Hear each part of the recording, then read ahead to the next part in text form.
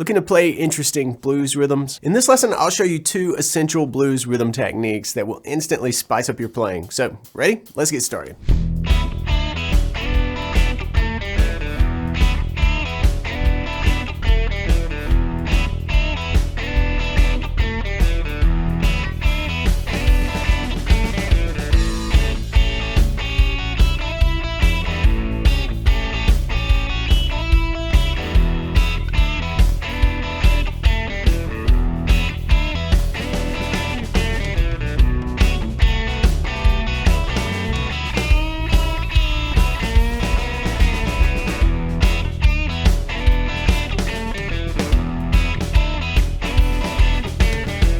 If you're a member of my BGI, then you're going to get a full note-for-note tutorial of this jam. But here in this lesson, we're going to focus on 2 key techniques that make this rhythm interesting and fun to play. Let's take a look at the main riff in E, which is inspired by a Hubert Sumlin riff from Smokestack Lightning, the Howlin' Wolf tune.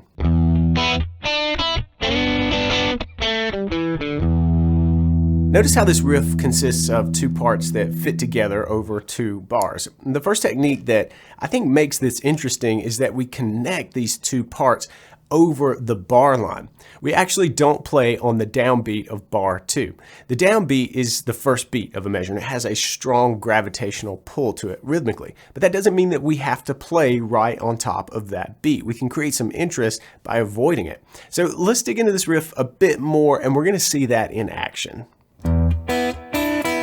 We start this off with the open 6th string and then downstroke through the top 2 strings open. So we don't need anything on the fretboard there. And then what we're going to do is for beat 3, play this. Now we want to be able to hear both of these notes ringing. The notes are the D on the 3rd fret of the 2nd string. That's the flat 7, gives this real E7 bluesy vibe here. And we're going to hear the open 1st string as well. Do a downstroke there as we push up. We've got a little bluesy bend there before a very quick upstroke. So 1, 2, 3, and. Notice that upstroke, we remove the D from the 2nd string. Then we're going to mute real quickly before playing this cool little thing. I use it all the time in blues, and it's just a tiny little E7 shape, but we really just are targeting these 2 notes, the B on the 4th fret of the 3rd string and the D that we already know. We're going to slide into that shape on the and of 4. So we're actually not playing on top of beat 4, but on the and of 4, we're going to strum down as we slide in to that little shape. Then we're going to hold over the bar line for beat 1 and then a downstroke and up on the starting on the and of 1. Right?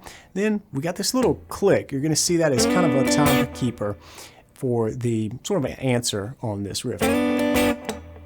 Right? I'm doing that click as an upstroke as I move into the last few notes of the riff, which are the A, the G on the 3rd string, 2nd fret, and then open. And then we switch to the 4th string and do that same move with the 2nd fret and then open.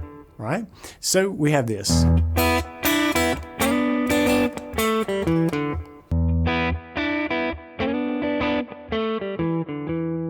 I glossed over the second technique that we're using in this riff. Now, I believe this technique is the unsung hero of good rhythms, but before we call it out, let's work our way through the same riff in A. That's going to give you most of what you need for a full jam around this idea.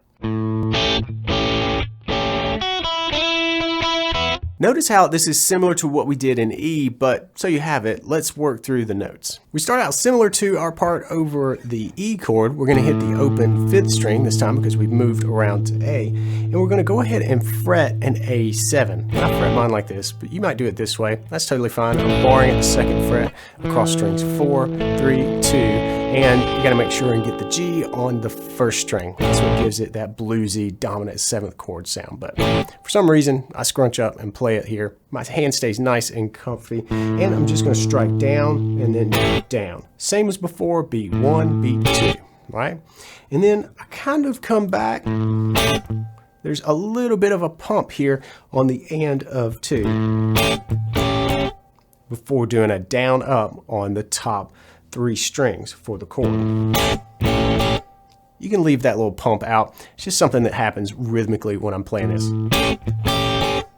But then I'm pausing really at the same spot that I paused in the main riff. It's on beat 4.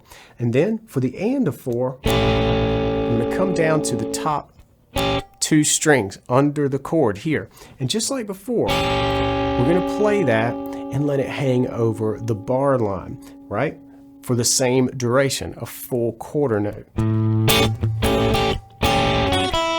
Now, on the and of 1 of that next measure, so after we've gone through the downbeat here and we held this out over that downbeat, I'm going to get moving and I'm going down to the F sharp first string. So that I'm just lifting up and just letting that happen under the bar, right? We don't have to move or really reconfigure the chord at all. We just kind of let that hang and then just release that bar to play that note. And then the open first string. Now, after that, what we're going to do is slide into the E, and we're going to get some unison happening here for a cool chorusing effect. And I'm sliding. I'm going to be doing it with my middle finger, but you can do it with another finger if that works for you. I don't think it's important here, but what is important is that we get it so that we get both of these notes ringing. It just adds that cool effect, and we're sliding into that note, right? Which also is kind of cool because we kind of have the note well established with the open string, but we're coming into it. So we get kind of this really cool way to articulate the E here. And then that happens for a beat, but then we're going to do a quick upstroke, downstroke, and then upstroke. Now on that last upstroke, I'm moving off the fretboard and I catch the open first 2 strings.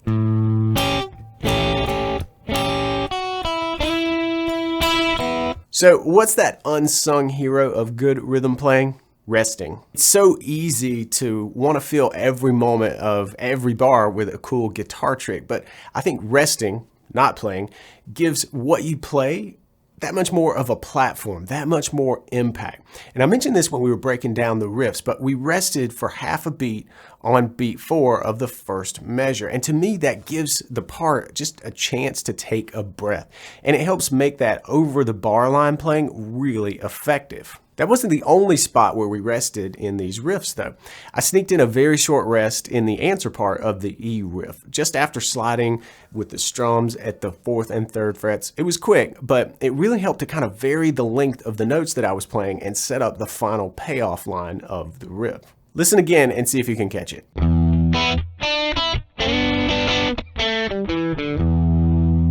If you want to learn this note for note, then consider becoming a member of my BGI. Members get tons of perks like detailed lessons and the interactive Sound Slice tab player that helps you learn at your own pace. Plus, you'll have access to the entire library of premium lessons, now over 60 step-by-step full-length courses to help you play better blues. You can find out how to join BGI at the link right over here. I hope to see you inside my BGI, and until then, practice smart and play on.